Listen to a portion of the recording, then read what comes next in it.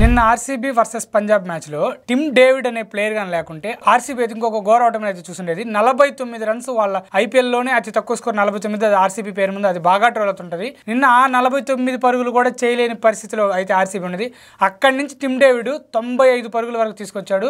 ఆ 95లో తనే 50 రన్స్ కొట్టాడు. అద్భుతంగా ఆడాడు. ఒక ఫినిషర్గా కాదు, ఆర్సీబీకి ఒక సేవియర్లా మారి 50 రన్స్ అయితే కొట్టాడు. అద్భుతమైన బ్యాటింగ్ ఆడాడు. అసలు మ్యాచ్లో ఏం జరిగింది, పంజాబ్ ఎలా గెలిచింది, ఆర్సీబీ మళ్ళీ ఇంకొక హోమ్ గ్రౌండ్ మ్యాచ్ ఎలా ఓడిపోయింది మాట్లాడుకుందాం, రివ్యూలోకి అయితే వెళ్దాం. ఇక మ్యాచ్ ఆడగానే వర్షం కారణంగా 14 ఓవర్లకు అయితే గేమ్ కుదిర్చారు. సో టాస్ గెలిచిన పంజాబ్ అయితే ఖచ్చితంగా ఫీల్డింగే తీసుకుంది. అది ఏ టీం అయినా కూడా వర్షం పడ్డప్పుడు కండిషన్స్ ఖచ్చితంగా బౌలింగ్ అనుకూలిస్తాయి కాబట్టి ఏ టీం కూడా ఫీల్డింగే తీసుకుంటుంది. అదే పంజాబ్ కూడా చేసింది. ఒకవేళ ఆర్సీబీ అని అదే తీసుకున్నది. కానీ ఇక్కడ మనం గుర్తుపెట్టుకోవాల్సిన విషయం ఏంటంటే ఆర్సీబీ బ్యాట్స్మెన్ అందరూ ఫెయిల్ అయ్యారు అనడం కంటే కూడా ఆ కండిషన్స్కి తగ్గట్టు ఆడలేదు అనేది అయితే మనం గుర్తుపెట్టుకోవాలి. ఎందుకంటే ఖచ్చితంగా బాల్ స్వింగ్ అవుతుంది, బౌన్స్ వస్తుంది. ఏంటంటే ఓవర్కాస్ట్ కండిషన్స్ బాగుంటాయి.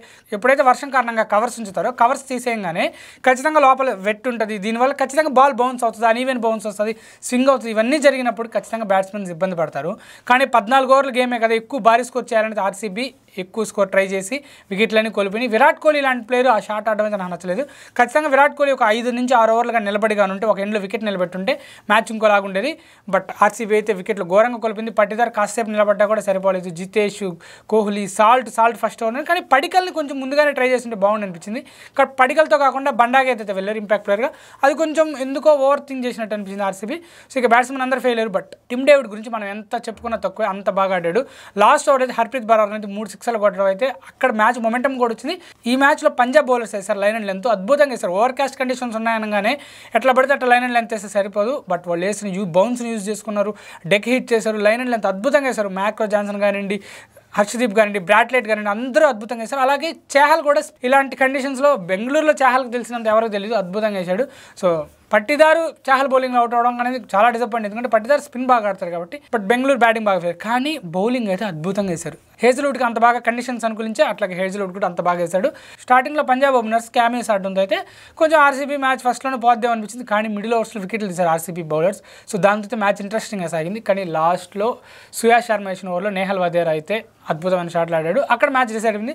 రనే బాల్ వస్తూ ఉంటే 4 ఓవర్లకు 32 ఉన్నప్పుడు ఒక ఓవర్ పిచ్ బాల్ వేశాడు సుయాష్ శర్మ. దాన్ని నేహల్ వదేరా 6, తర్వాత బాల్ 4 కొట్టడం వార్ 1 సైడ్ అయిపోయింది. బట్ నేహల్ వదేరా కూడా చాలా మంచి క్యామియో ఆడాడు. ఆ క్యామియో కానీ లేకుంటే ఖచ్చితంగా ఈ మ్యాచ్ ఇంట్రెస్టింగ్గా సాగుండేది. కానీ ఆ నేహల్ వదేరా అయితే మ్యాచ్ని ఆర్సీబీ వైపు నుంచి పంజాబ్ వైపు తీసుకెళ్ళిపోయాడు. పంజాబ్ అయితే ఖచ్చితంగా బాగా ఆడింది. కానీ టాస్ కానీ ఆర్సీబీ కానీ గెలిచుంటే ఖచ్చితంగా ఆర్సీబీ మ్యాచ్ గెలిచుండేది.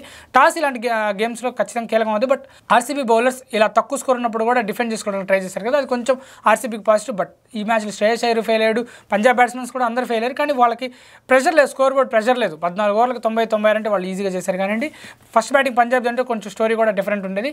బట్ ఇది ఈ మ్యాచ్ రివ్యూ. మీకు నచ్చితే లైక్ చేయండి, షేర్ చేయండి, కామెంట్ చేయండి. ఆర్సీబీ ఓడడానికి మెయిన్ రీజన్ టాస్. వాళ్ళు హోమ్ మ్యాచెస్ 3 ఓడిపోతే 3 టాస్ ఓడిపోయారు. సో ఈసారి టాస్ గెలిచి చేసింగ్ చేస్తే వాళ్ళ పరిస్థితి ఎలా ఉంటుందో చూసుకొని మనం తర్వాత రివ్యూలో అయితే మాట్లాడుకుందాం. అంతవరకు ఉంటాను. By, thanks.